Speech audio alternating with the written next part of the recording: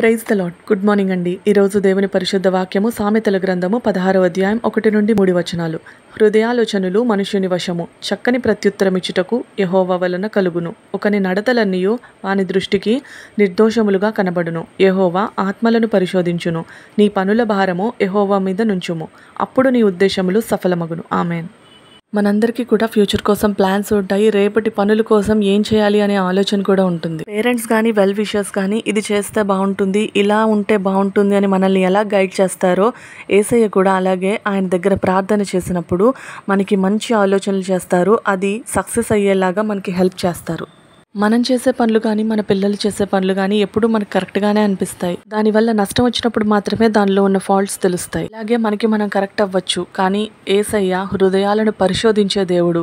Correct ఏంటో wrong ఏంటో ఆయన ఇట్టే చెప్పగలరు. నిజాయితీగా కష్టపడి పనిచేయడం వరకే మన పని, దేవుడు దాని రిజల్ట్ చూసుకుంటారు.